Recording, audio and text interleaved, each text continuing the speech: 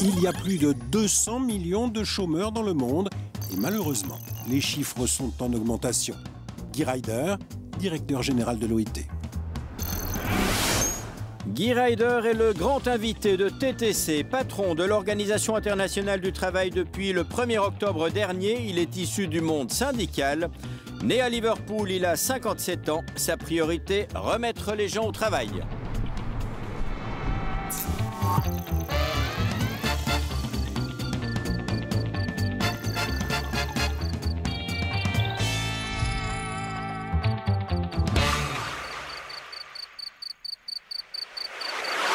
Bonsoir, bienvenue à tous, bienvenue à vous, Guy Ryder. Merci d'avoir accepté notre invitation. Vous allez rester avec nous en direct tout au long de cette émission. Donc je le rappelle, vous êtes le patron de l'Organisation internationale du travail, vous êtes britannique, vous parlez un excellent français, les gens vont s'en rendre compte. Où est-ce que vous l'avez appris? Ici à Genève. Effectivement, j'ai vécu 15 ans ici à Genève avant de partir à Bruxelles et revenir il y a 2 ans. À l'école aussi un peu? Non, pas ici. D'accord, formation sur le tas. Voilà, c'était ça. L'actualité, toute la presse en parle aujourd'hui, la presse internationale aussi, c'est l'initiative Mader contre les salaires abusifs. Est-ce que vous pensez, vous, que la Suisse donne là un exemple à suivre? Je pense que le vote de la Suisse a fait beaucoup de bruit dans le monde. Et je pense surtout que le vote marque un petit peu le fait que les Suisses sont préoccupés, et ils ne sont pas les seuls, par les inégalités croissantes qu'on voit dans le monde du travail, les inégalités, et aussi certains scandales, certains événements qui sont arrivés. Donc, je pense, oui, que le monde a bien pourrait pris s'en note. Inspirer. Absolument. Alors, une inégalité, évidemment, c'est le chômage. C'est de ça qu'on va parler, puisque quelque part, ça vous concerne plus directement. Les taux de chômage atteignent des records un peu partout. En même temps, on n'est pas sorti de la crise. Est-ce que, c'est la question qu'on se pose souvent, est-ce qu'on peut encore créer des emplois aujourd'hui sans croissance? Bien évidemment, il faut créer des emplois. Je pense qu'il faut aussi la croissance. Le fait que la croissance doit être durable, il faut quand même penser à le côté environnemental de la question. On a besoin de croissance. Je pense que sans croissance, on ne sortira pas. Mais est-ce que vous pensez que, parce que ce qui s'oppose à la création d'emplois, c'est les politiques d'austérité, oui. souvent, Oui. est-ce que vous pensez qu'on est allé trop loin aujourd'hui dans les politiques d'austérité, dans les pays dont on parle souvent, comme l'Espagne, la Grèce ou l'Italie? Je pense que tout le monde reconnaît qu'une consolidation fiscale, comme on dit, est nécessaire. Mais la question, c'est de doser Qu'est-ce que ça veut dire, une l'austérité. consolidation fiscale? C'est-à-dire qu'il faut réduire la dette publique. Je pense que tout le monde est d'accord là-dessus. Mais je pense que le médecin qui était appliqué, le médecin d'austérité, était beaucoup plus fort. Le même Fonds monétaire international reconnaît que les effets sur l'emploi, sur la croissance économique ont été beaucoup plus forts que prévu. Et donc, je pense qu'il faut revoir ça. Je vous propose d'aller voir, en attendant, ce qui se passe en France, la France où les chiffres de chômage augmentent tous les mois. Ils flirtent avec le record historique de 1997. C'est plus de 3 millions de chômeurs, plus de 1000 usines fermées depuis 2009. Dernière grosse secousse, c'était l'annonce de la fermeture du site Goodyear à Amiens. Reportage sur place, Serge Anderlin. Mardi 12 février, rue Aille-Malmaison dans la banlieue de Paris. Les ouvriers de l'usine Goodyear d'Amiens manifestent devant le siège social du groupe qui menace de fermer leur usine. 1200 emplois sont menacés. Une mauvaise nouvelle de plus dans une véritable épidémie de plans sociaux. Aux 4 coins de la France, les entreprises licencient à tour de bras. Résultat, le chômage atteint désormais 11%.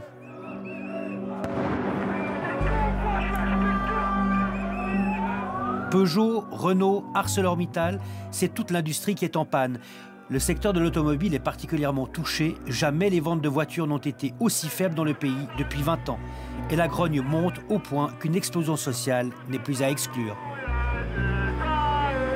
Nous, les Goodyear, les Fralib, les Arcelor, les Peugeot, les Ford, on vient pas demander des chèques à Goodyear ou à Peugeot ou à Renault, on s'en fout de ça. Si c'était le cas, ça fait longtemps que ça serait réglé. Nous, ce qu'on veut, c'est garder notre boulot. Le cas Goodyear est d'autant plus symbolique qu'il fait référence à une promesse électorale. On mise pas tout sur le politique. Vous avez l'impression que le gouvernement qui vous avait fait des promesses les tient pas? Exactement. Pour l'instant, il ne les tient pas du tout.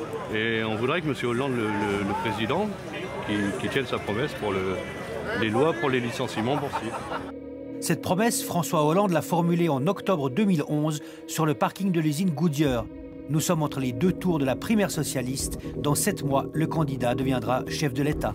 Et là où il y a la recherche d'un licenciement pour un seul but boursier, il faut qu'il y ait la saisine d'un tribunal qui puisse suspendre ce plan et obliger l'entreprise, obliger le groupe à revenir dans la négociation et dans la discussion avec les salariés.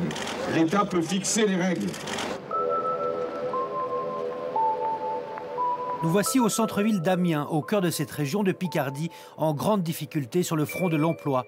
À la mairie, pourtant socialiste, on accueille les choses avec un certain détachement. Je crois qu'il doit y avoir une volonté de tous les élus, quelle que soit leur sensibilité, et au plus large, je crois, au niveau de l'Europe, de vouloir, je disais, garder une industrie, ou en tout cas développer une nouvelle industrie. Je crois qu'il y a des raisons objectives d'y croire. Il y a des mutations économiques dans le monde, des mutations industrielles, mais ça ne veut pas dire qu'il faut abandonner. Moi, je ne crois pas qu'il y ait il ne peut pas y avoir d'Europe forte s'il n'y a pas d'industrie présente.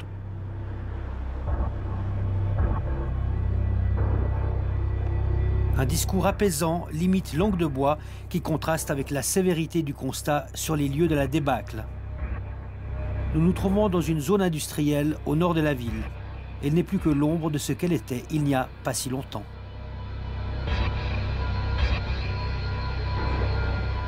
C'est une zone industrielle, au sens le plus classique du terme, de la reconstruction d'après-guerre. Au moment, effectivement, du démarrage des 30 Glorieuses et qui compte jusque les années 80, entre 80 et 90, jusque plus de 30 000 emplois salariés qui absorbent pratiquement l'intégralité de la main-d'œuvre d'un bassin d'emploi qui va bien au-delà de Amiens.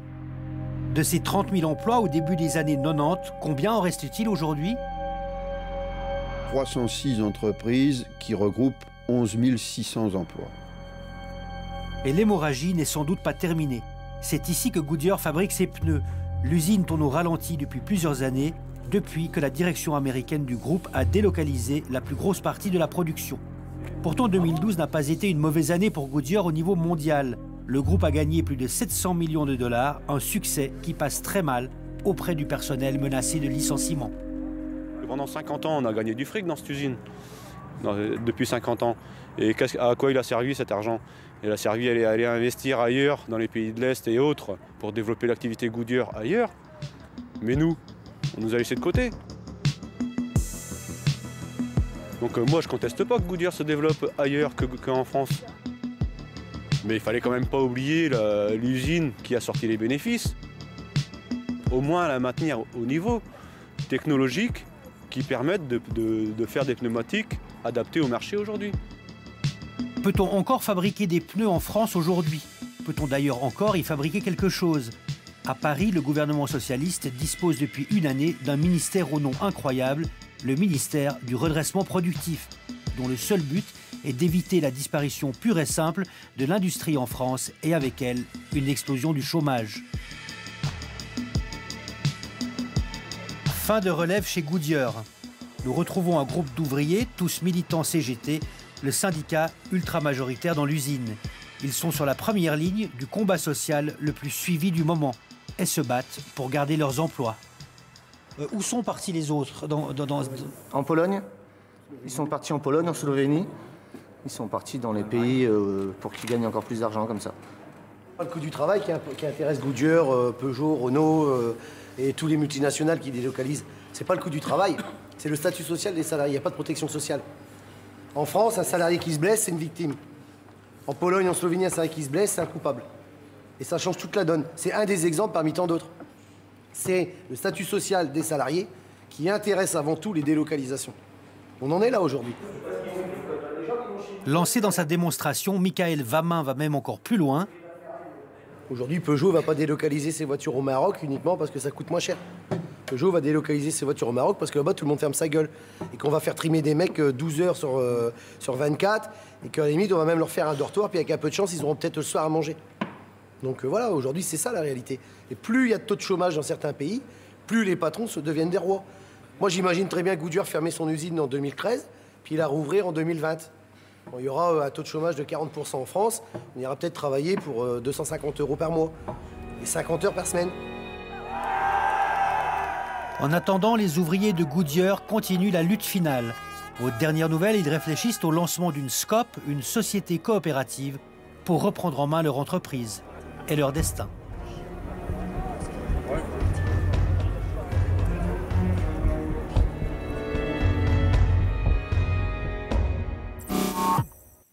Guy Ryder, vous avez entendu les ouvriers de Goodyear. D'après eux, c'est plus forcément la main-d'œuvre bon marché, mais c'est la main-d'œuvre docile qui est recherchée. Est-ce qu'ils ont raison? Je pense qu'il y a plusieurs éléments qui rentrent en jeu. Mais ce qui est évident de votre reportage, c'est qu'on ne peut pas, on ne devrait pas permettre que la concurrence se fasse sur la base de la violation, le non-respect des droits des travailleurs. Et la concurrence ne passe pas non plus par les bas salaires. Ce n'est pas forcément que les lois ne sont pas respectées, c'est qu'elles sont changées.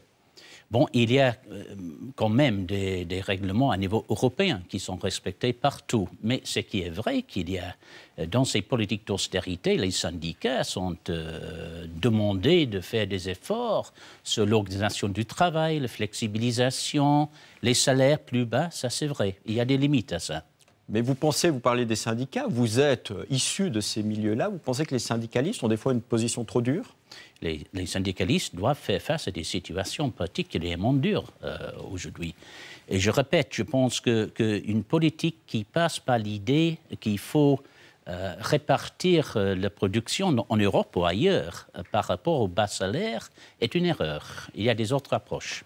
Et pourtant, ça existe, hein, au sein de l'Europe. Si on prend l'exemple de Renault, Renault supprime des postes de travail en France et va créer des emplois en Espagne à des conditions plus avantageuses. Oui. Vous pensez quoi de cette situation? Non, il y a même un cas plus flagrant. C'est le fait qu'une usine d'automobile en Belgique est fermée il y a quelques mois avec la perte de 4200 postes de travail, dont 1600 sont allés en Espagne. En Espagne, justement, on a demandé et on a eu des efforts de la part des travailleurs. Et qu'est-ce qu'on peut faire pour empêcher ça? Donc, il faut absolument empêcher un cycle vers le bas.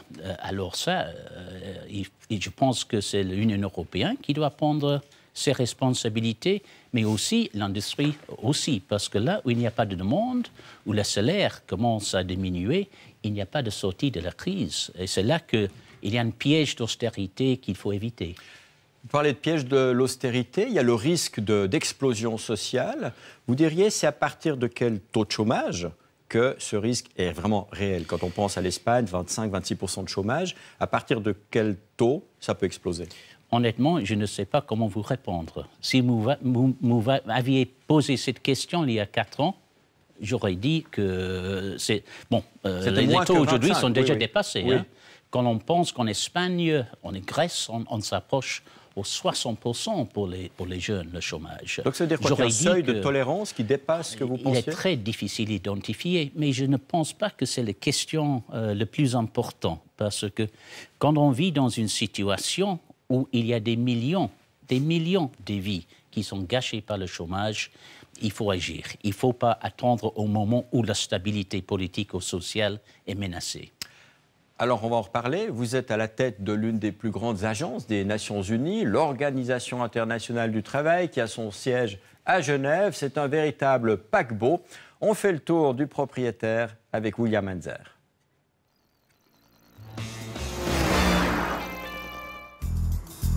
Ici, au siège de l'OIT à Genève, 1000 employés auscultent le monde du travail.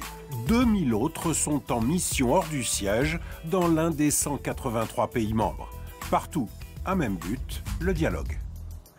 La nature de notre organisation se voit dans la salle, les employeurs, les gouvernements, les travailleurs. Syndicats, patronat, gouvernement, à l'Organisation internationale du travail, on appelle ça le tripartisme. Et ça ne date pas d'hier, l'OIT a été fondée en 1919. 1919, c'est la fin de la guerre, enfin, armistice en 1918, le retour de millions d'hommes à la vie civile, et donc il faut accompagner cela. En plus, à côté de ça, il y a la peur, on va dire, du communisme, du bolchevisme, qui s'étendent partout dans les pays industrialisés. Aujourd'hui institution de l'ONU, l'OIT est bien sûr un zinzin onusien producteur de kilomètres de paperasse. Mais pas seulement. C'est aussi un rempart efficace pour la liberté syndicale. Alors voici tous les cas de liberté syndicale qui ont été apportés à l'attention de l'organisation. Et dans le cas présent, ceux de la Pologne, le cas de Solidarność par exemple. L'OIT invite Wałęsa à Genève dès 1981 et soutient Solidarność jusqu'à la chute du communisme. Le jeu Wałęsa rend hommage à l'OIT parce que l'OIT a été un élément fondamental pour l'établissement de syndicats libres en Pologne. Wałęsa n'est de loin pas le seul grand résistant de ce monde à devoir une fière chandelle à l'OIT. Exemple, Nelson Mandela en 1990. Nous vous remercions très sincèrement pour votre invitation. Nous savons qu'elle est inspirée par votre engagement jusqu'à la chute du régime diabolique de l'apartheid. L'OIT a été une des premières organisations du système des Nations Unies à dénoncer l'apartheid dès 1961. L'année dernière encore, le prix Nobel de la paix Aung San Suu Kyi réserve à l'OIT sa première visite hors du Myanmar. Quel lien avec le travail? Travail forcé en Myanmar, qui a été dénoncé au niveau de l'organisation depuis plus d'une trentaine d'années. Fort de cet héritage, le nouveau directeur général de l'OIT se fixe un objectif ambitieux. Il y a plus de 200 millions de chômeurs dans le monde et malheureusement les chiffres continuent en augmentation. Donc pour l'OIT, je pense que la priorité des priorités, c'est de remettre le monde au travail. Est-il fin diplomate ou sincère quand il propose de s'inspirer du modèle suisse pour lutter contre le chômage des jeunes? Il y a énormément de choses qu'on peut faire. La Suisse est un très bon exemple. Donc on peut peut-être amener l'expérience suisse à ces instances internationales et démontrer ce qu'on peut faire. Il ne faut pas accepter le chômage des jeunes comme une fatalité. Un travail décent pour tous, Guy Ryder est dans la droite ligne des années passées.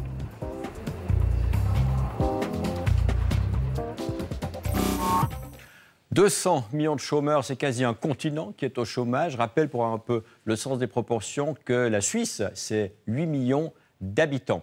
Guy Ryder, c'est 200 millions de chômeurs dans le monde. Ils se répartissent comment? Ils sont où? Bon, les taux de chômage sont plus élevés en Europe, Amérique du Nord, le vieil monde industriel. Mais il faut dire aussi que dans beaucoup de pays en voie de développement, on ne peut pas vraiment parler du chômage. Il n'existe pas de sécurité sociale, on est obligé de travailler, comme on peut, l'informalité. Donc les chiffres peuvent être un peu trompeurs aussi. Et pour revenir à ce que vous dites, comment vous expliquez que ce sont les économies les plus riches, vous avez dit les États-Unis, les grandes puissances européennes, qui aujourd'hui produisent autant de chômeurs? Je pense, pour ce qui est des dernières années, c'est le fait d'être en proximité de l'épicentre de la crise financière, qui était à l'origine de notre crise du travail en ce moment. Mais c'est vrai aussi que l'Europe est face, et des autres pays industrialisés, face à des grands défis pour l'avenir de leur productivité et de leurs économies. Vous diriez que c'est la fin d'un système? Est-ce qu'on peut dire que l'économie aujourd'hui ne produit plus assez de travail? Je ne parlerai pas d'une fin de système, mais ce qui est évident, c'est qu'on a besoin d'un nouvel modèle de croissance qui génère du travail, et du travail décent quand même, dans des quantités qui peuvent répondre aux besoins du marché du travail, l'entrée des jeunes sur les marchés du travail. Et là, il y a du travail à faire, certainement. Alors, quels sont vos moyens? Vous l'avez dit, votre priorité, c'est de remettre les gens au travail. Contrairement à vos collègues de l'ONU, vous n'avez pas des casques bleus pour mener cette guerre contre le chômage. Qu'est-ce que vous avez comme pouvoir? Bon, il y a certaines choses qu'il faut faire. En premier lieu, on a déjà évoqué la question de l'austérité. Je pense qu'il faut revoir ces politiques d'austérité. On a essayé de réduire les dettes publiques trop rapidement avec des politiques beaucoup plus trop brusques, je dirais. Donc, on peut rééquilibrer ces politiques. À la fois, il y a des politiques de formation professionnelle, des politiques pour le marché du travail qui peuvent quand même donner un coup de pouce à l'emploi. Alors, le plus préoccupant, c'est le chômage des jeunes, qui prend des proportions énormes dans certains pays. On dit parfois que c'est une génération perdue ou sacrifiée. Le terme est juste? Le terme est juste. Le terme est juste.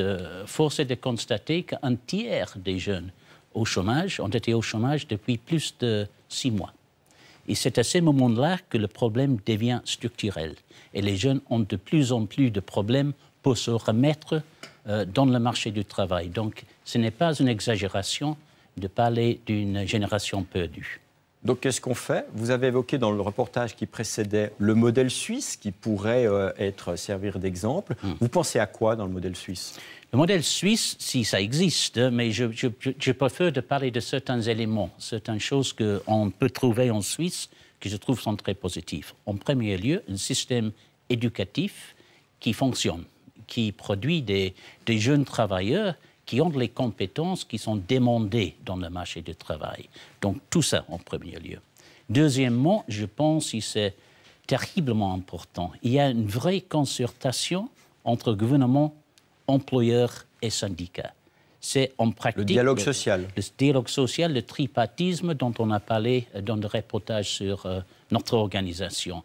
Et ça marche, parce que je pense surtout quand les temps sont durs, dans des moments de difficulté, si on peut s'asseoir ensemble avec la confiance, et je pense que la confiance est très importante, on peut se mettre d'accord. On peut même faire des sacrifices si on a la confiance que ça sera compensé plus tard. On parle de la Suisse. La Suisse, avec 3% de chômage, est une exception dans le monde qui nous entoure. Comment vous l'expliquez? Bon, justement, par la question d'un système d'éducation qui marche, c'est le dialogue social, mais aussi un souci permanent pour l'innovation et la productivité. Et pas uniquement les patrons. Les syndicats aussi sont conscients que la productivité est importante pour sauvegarder les postes d'emploi. Il y a peut-être aussi une autre raison, c'est que si les salaires sont élevés en Suisse, eh bien le coût du travail est par contre très faible si on compare les charges sociales. William Enzer a fait les calculs, c'est la question de la semaine, combien coûte un salarié?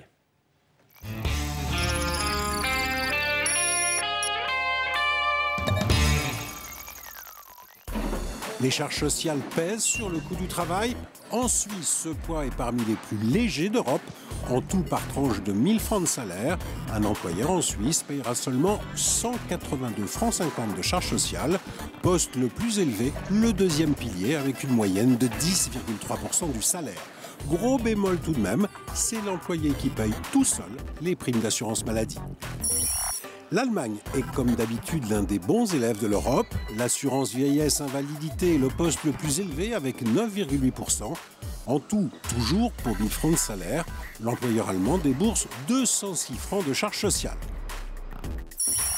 En France, en revanche, la liste des cotisations sociales mises à la charge de l'employeur est longue, les taux élevés. L'assurance chômage, par exemple, presque 4 fois plus lourde qu'en Suisse. L'assurance maladie, moitié plus chère qu'en Allemagne. Au total, pour 1000 francs de salaire, un employeur français verse 411 francs de charges sociales. La France est parmi les lanternes rouges en Europe.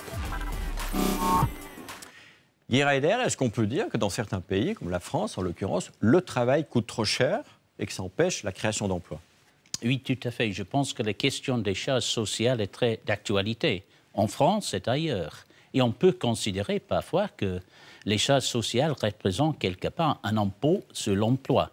Et donc, il faut chercher des alternatives. Alors, quelles seraient les alternatives? Parce que si on baisse ces charges sociales, on baisse aussi la protection sociale. Il faut financer la protection sociale d'une autre manière, autrement. Et là, on ouvre toute la question de la fiscalité. Et bon, bien évidemment, ce sont des questions qui ont à voir avec l'équité dans nos sociétés.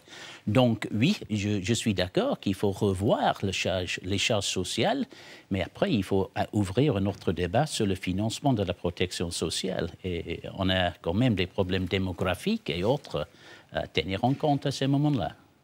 La question qu'on a envie de se poser, c'est finalement comment est-ce qu'on va s'en sortir? Parce qu'il y a la crise, mais aussi un problème de productivité. Plus il y a de productivité, moins on a besoin d'emplois.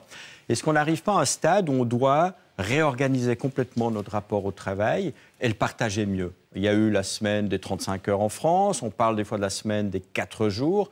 Qu'est-ce que vous pensez de ces idées? Je pense que le partage du travail était très intéressant dans les moments les plus durs de la crise. Par exemple, en Allemagne, qui a quand même navigué très bien la crise, on a eu beaucoup de recours à le Kurzarbeit, le partage de travail, et ça marche très bien. Mais est-ce que c'est une politique permanente qu'on peut appliquer? Alors, ça dépend surtout des salaires. Hein? Moi, je serais ravi de travailler à 80% du temps normal. Pour le même mais revenu. est-ce que les salaires vont suivre? Ce n'est pas tout le monde qui peut vivre avec 80% des salaires actuels. Donc, il faut penser au salaire aussi. Si vous le voulez bien, on va changer un peu de registre. Hein. On a une rubrique dans laquelle on pose quelques questions un peu plus personnelles sur la manière dont les gens dépensent leur argent. Ça s'appelle cigale ou fourmi.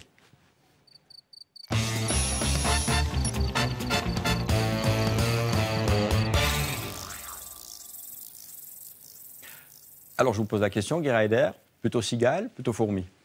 Je pense que moi-même. Oui, vous-même, personnellement. Je dépense peu. Non, je suis vraiment pas très dépenseur. Et c'est mauvais pour l'économie, parce que je pense qu'on a besoin que les gens dépensent un peu plus. L'économie a besoin de cigales. Absolument, absolument. Mais ce n'est pas vous. Non. Votre dernière grosse dépense? Voiture. Quel modèle? C'était une BMW.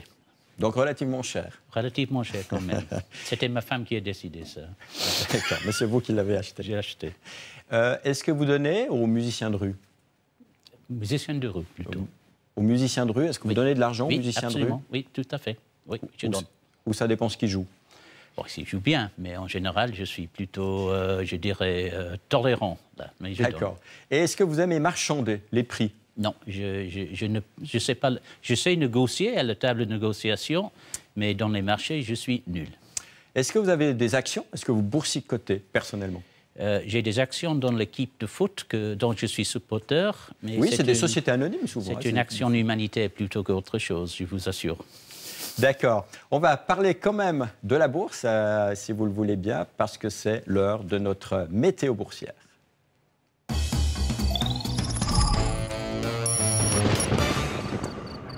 Et on retrouve notre chroniqueuse Fatima. Bonsoir. Bonsoir. Alors la bourse, c'est un monde où, paradoxalement, les licenciements sont des bonnes nouvelles. Oui, effectivement. Alors que ces derniers temps, les parapluies étaient sortis pour se protéger contre cette averse de licenciements, la bourse, elle, a au contraire sorti d'écran total. Pour reprendre l'exemple de Goodyear, l'annonce de la fermeture prochaine de l'usine d'Amiens a été suivie par une euphorie boursière qui a duré presque 2 semaines, dépassant la barre des 14%. Mais en général, la réaction de la bourse est de courte durée. Un exemple, c'est JP Morgan, la banque new-yorkaise, que vous trouvez d'ailleurs dans notre indice noir. Eh bien, mardi passé, elle annonçait la suppression immédiate de 4000 postes et même de 19 000 jusqu'en 2014. Le lendemain, badaboum, le cours de l'action s'envolait de 3,5%. UBS avait fait encore mieux, c'était en octobre dernier. La rumeur de la suppression de 10 000 postes avait fait décoller le titre de 7,3%. Bon, ça ne marche pas à tous les coups, mais dans une période où les nouvelles sont rares, ces annonces sont fortement appréciées par la bourse, qui réagit de manière éphémère et en général positivement. Fatima, merci pour ces précisions et puis bravo, puisque vous venez de réussir votre bachelor en droit. Merci. Guy Ryder, une réaction peut-être à ce phénomène boursier, au-delà du cynisme de la situation. Est-ce que ce n'est pas difficile de créer des emplois quand justement les marchés applaudissent les suppressions d'emplois? Bon, je pense que tous ces chiffres que Fatima vient de partager avec nous démontrent qu'il y a chez les bourses une obsession avec le short term. Le bénéfice à court terme. À court terme, donc c'est pour demain. Et donc, je pense que ça serait mieux que la bourse suive le bon santé à long terme des entreprises. Malheureusement, je pense que nous avons un vrai problème avec le système financier qui cherche quand même des bénéfices tout de suite, aujourd'hui, demain, mais pas à long terme. Et ça, c'est mauvais pour l'économie réelle. Donc, tout un problème. Et ça tue des emplois. Et ça tue des emplois.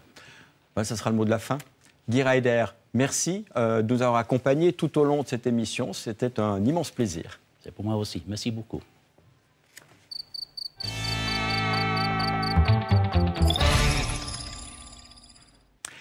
La semaine prochaine, on sera en plein salon de l'auto. On verra combien coûte une voiture durant toute notre vie, depuis le permis de conduire jusqu'au dernier tour de piste.